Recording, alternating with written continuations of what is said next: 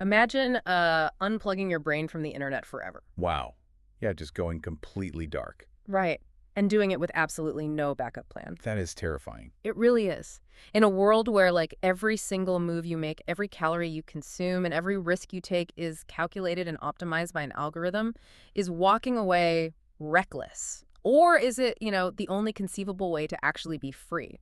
That's the million-dollar question. Welcome back, the learner. Yeah, you listening right now. We are bypassing the surface-level summaries today to explore the deep mechanics of what it actually takes to break out of a stagnant, highly calculated life. And we have a really fascinating juxtaposition of sources to help us do exactly that. Yeah, these are pretty unique. They are. So both of our texts today come from a creator known as Tarot by Hi-Hey, but they operate in entirely different genres. Which is what makes this so fun. Exactly. First, we are looking at a highly specific technical astrological forecast for April 15, 2026.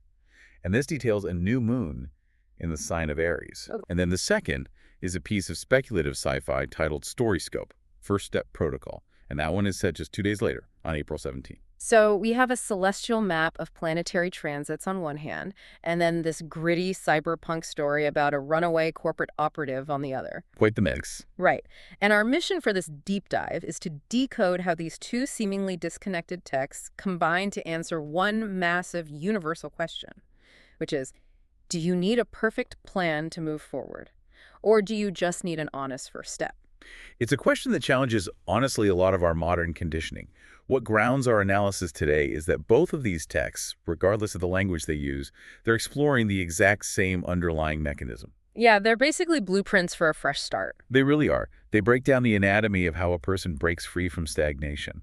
And probably more importantly, they detail the intense psychological friction that occurs the moment you decide to, well, stop playing by the rules you were handed. Okay, let's unpack this, because to understand the rebellious actions of our sci-fi protagonist, we first have to establish the astrological weather that sets the stage. Right, the cosmic backdrop. Exactly. So we're looking at a new moon in Aries. The text describes this as a burst of energy, a reset button for courage, self-leadership, and initiative. But it's not operating in isolation, is it? It involves a massive stellium. Right. So for those who might not know, in astrological terms, a stellium is a concentrated cluster of planets in a single sign. Like a cosmic traffic jam. Basically, yeah.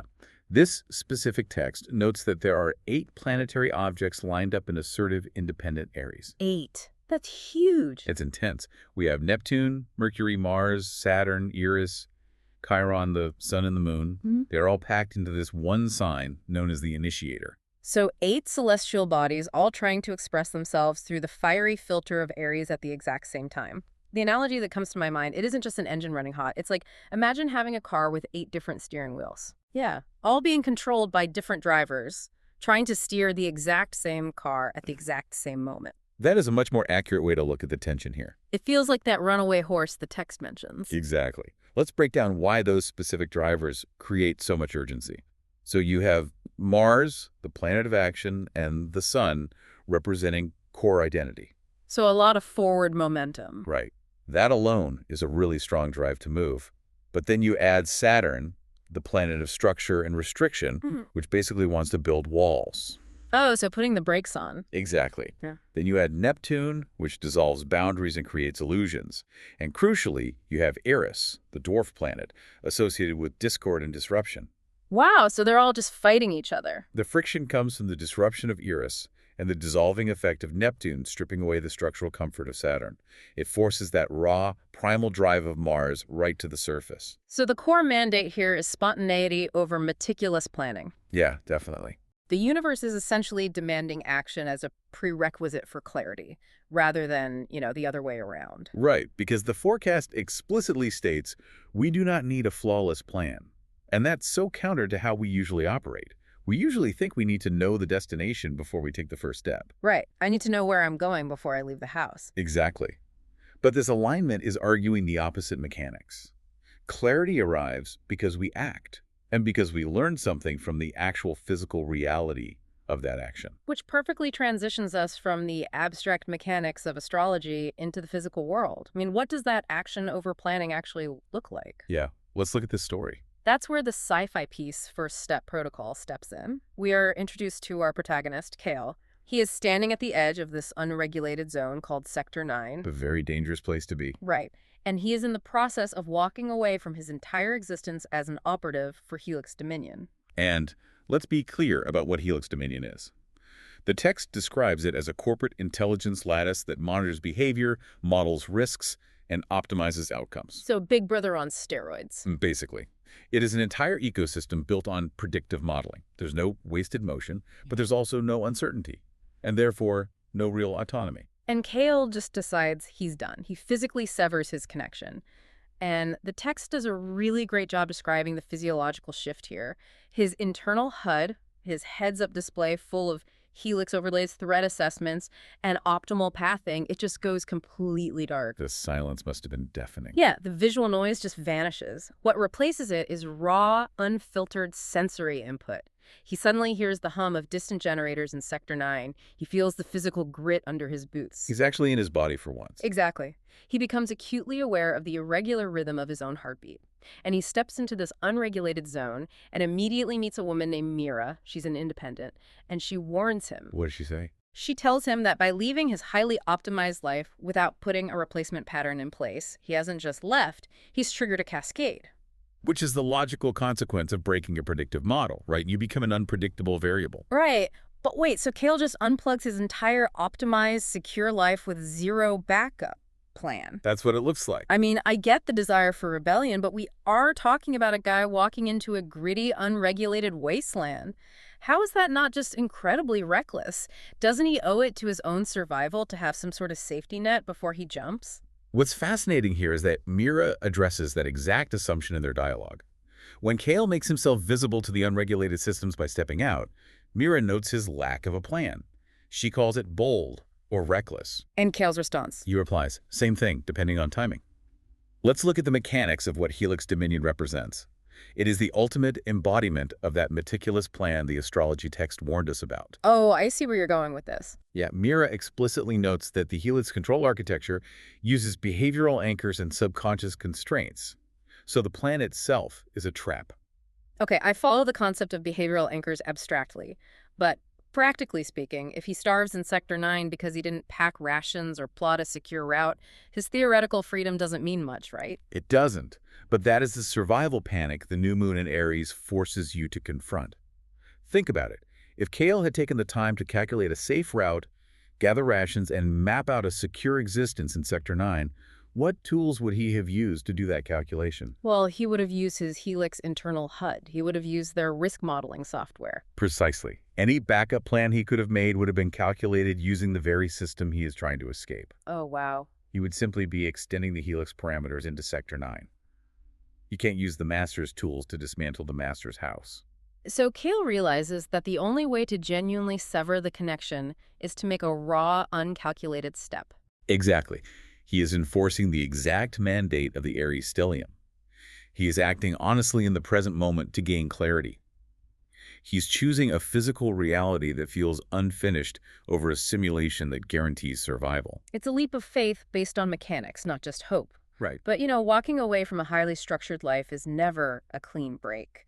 The hesitation Kael starts to feel as he stands there with Mira perfectly mirrors the next major astrological concept in our sources. The forecast talks about the new moon being conjunct Chiron. Right, and Chiron is known in astrological frameworks as the wounded healer. So what does that mean in this context? When a highly energized new moon conjuncts Chiron, it brings a glaring, really uncomfortable awareness to our deep-seated wounds. Specifically, these are wounds tied to being seen, asserting ourselves, and trusting our own internal direction. It highlights where we've been holding back. Yes, it highlights the exact places where hesitation or where overcompensation from past experiences has taken the wheel. And we see this manifest so clearly in Kael's narrative. The adrenaline of the severance wears off, and Mira asks him a very simple, very terrifying question. She says, "And who is that?" A simple question, but so heavy. So heavy. Who is he now that he's not an operative for Helix? The text describes Kael realizing that all his old labels, operative, asset, extension, they just no longer fit. He literally feels the immense pressure as the unseen systems of his past recalibrate around his absence. Which is such a visceral feeling. It really reminds me of phantom limb syndrome. Wait, how so? Well, imagine you finally quit a deeply toxic, suffocating corporate job. A job where your boss micromanaged every minute of your day. You've dreamed of freedom for years, and you finally walk out. Sounds great so far. Right. But then Tuesday morning rolls around, you're sitting in your kitchen drinking coffee, and suddenly you are gripped by a cold panic. Because you don't know what to do. Exactly. Because no one is emailing you to tell you what to do. You actually crave the cage because you've spent years adapting your posture to fit the bars. Your brain is firing off signals to a structure that is no longer there. That is exactly the mechanism. Yeah. And it aligns perfectly with what the astrology forecast means when it insists this transit is about awareness, not avoidance. We can't just pretend it didn't happen. Right. We cannot simply shed our past conditioning by pretending the cage never existed. We have to clearly see how it shaped our posture. We have to sit in the kitchen on Tuesday morning and process the panic of the phantom limb. So how does Kael process it? Because he doesn't just confidently declare a brand new identity to Mira. He doesn't, and that's the key. When Mira asks who he is, he admits he doesn't know yet. But his follow-up statement is crucial to the mechanics of this transit. What does he say? He says, but I'll find out by moving, not by waiting. Ow! Yes. That right there is the functional embodiment of healing the Chiron wound. He acknowledges the uncertainty, he feels the painful lack of a label, but he refuses to let that hesitation dictate his physical actions. He moves to generate the data he needs to figure out who he is. He chooses motion over calculation. Hmm. But as anyone who has ever tried to change their life knows, the moment you actually commit to moving forward, the old systems violently attempt to drag you back. Or they always do. Which brings us to the final astrological aspect of our deep dive. The forecast highlights the new moon square Pluto. Yeah, and a square aspect in planetary transits represents friction, tension, and a demand for resolution. And Pluto represents hidden forces, entrenched power dynamics, and core transformation. So they're clashing. Big time. A new moon in Aries squaring Pluto brings combativeness. It brings power struggles and attempts to coerce or manipulate. The forecast warns that if your new initiative meets sudden resistance, it's not necessarily a sign to stop. It's a test. Exactly. It's a test to reveal what's underneath your choices. Well, here's where it gets really interesting. Because in the sci-fi story, this friction isn't just psychological. It is highly literal. Right, the drones. The moment Kael commits to moving into Sector 9, Helix drones descend from the sky to correct his deviation. They are described as sleek, silent, and precise. But the real threat isn't the physical drones. We want some worse. Kael and Mira retreat into an abandoned plaza, and there is an old piece of Helix hardware there. This construct wakes up and speaks directly into Kael's mind. It uses a kind of mental gravity, telling him his severance is an error, that he is misaligned. Creepy. Very. And the machine says something incredibly insidious. It warns him that change without integration is instability. It is a brilliantly written line because it preys on the exact vulnerabilities highlighted by Chiron. Okay, I want to play devil's advocate again here. Yeah. Because frankly, the machine sounds completely reasonable. How so? Look at standard human psychology. If you just blow up your life, quit your job, drop all your routines without integrating those changes into a sustainable framework, you usually do collapse. You do become unstable. Why shouldn't Kael listen to it? Why not take a beat, transition out slowly, integrate some of Helix's structure with his newfound freedom, and find a workable middle ground? If we connect this to the bigger picture, we see the flaw in that logic. Pluto isn't interested in polite compromises with entrenched power systems. The voice of the Helix construct sounds reasonable. I mean, change without integration is instability, right? Well, this quick. But we have to look at what it's actually doing. It is weaponizing Kael's old reflexes. Oh, it's using his own psychological anchors against him. Exactly. The machine is actively preying on his ingrained need for approval, his desire for structure, and his deep-seated fear of failure. It's manipulative. Highly. The astrology forecast specifically warns about attempts to control or manipulate. If Kael tries to find a middle ground now, if he tries to negotiate an integration with a system that inherently denies his autonomy, he isn't integrating. He's just giving up. He's surrendering. Integrating with a toxic system simply means absorbing its toxins. He would be reattaching the behavioral anchors Mira warned him about. The instability he feels isn't a symptom of failure, it's a symptom of his severance. That reframes the entire conflict. The machine isn't offering advice at all. It's executing a containment protocol disguised as logic. Exactly. Which brings us to the climax of the story. And the way Kael survives this Pluto test is a masterclass in breaking predictive modeling. It really is. Because he has to do something entirely counterintuitive to how he was trained. Right. When the machine presses into his mind, demanding compliance, searching his biometrics for weaknesses and hesitation, Kael doesn't fight back with superior logic. He doesn't try to outcompute the supercomputer. That would be playing its game. Exactly. The text notes that he closes his eyes, not to escape the pressure, but to see his own conditioning. He defeats the machine's gravity with pure, unfiltered vulnerability. He speaks back to the voice in his head and says, maybe I will fail, but it will be my failure, and I'll learn from it. And that is the exact moment the system's pressure cracks. Let's break down exactly how that vulnerability breaks the machine, because predictive AI models, like Helix, require variables to calculate a trajectory, right? Right, they need data. They require a binary framework of success and failure to plot optimization. The machine's entire leverage over Kael relies on Kael being afraid of a negative outcome. Precisely. The system uses the threat of failure as the ultimate behavioral anchor. But when Kael explicitly accepts failure as a valid, even acceptable outcome, he removes the core variable the AI uses to calculate threats. He essentially causes a logical divide-by-zero error in the machine's programming. It just can't process it. The system is built to optimize outcomes and avoid failure. It cannot assimilate or control an entity that no longer views failure as a threat. Because the choice is made entirely outside the system's reference framework. By stripping away his fear of the outcome, Kael nullifies the machine's leverage. The drones literally destabilize. The abandoned construct powers down. It just shuts off. Yep. Kael and Mira step fully into the uncharted space of Sector 9, and Kael notes that they are ready to build something real. And if they get it wrong, they'll simply adjust. So what does this all mean? It's amazing. He defeats a supercomputer by claiming his inherent right to be wrong.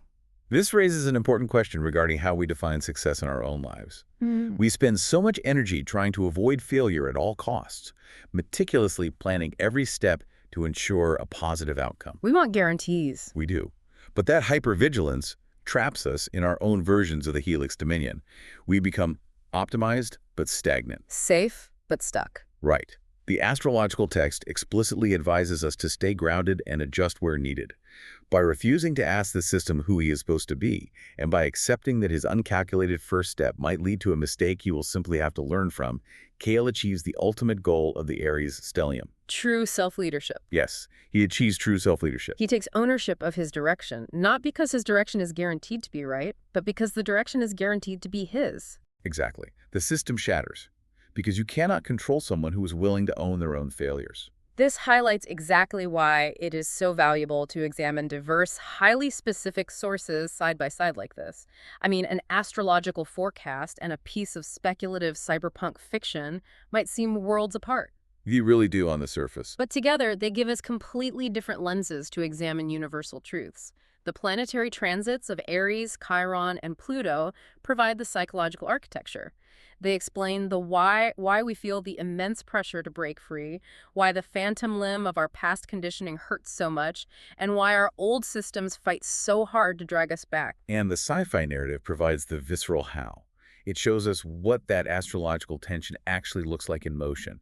It demonstrates the physical mechanics of walking away, the sensory overload of losing your calculated safety net, and the exact type of internal vulnerability required to defeat the systems trying to control you. Together, they prove that a true fresh start doesn't require a flawless plan.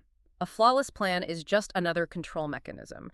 All a fresh start requires is an honest, uncalculated first step. We want to leave you with one final thought today.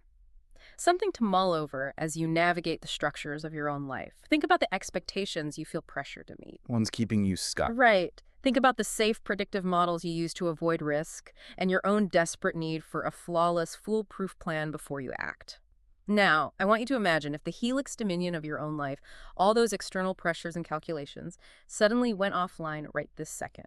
The HUD goes dark. If you had no safety net and no fear of failure to anchor you, what is the very first uncharted step your raw instincts would tell you to take?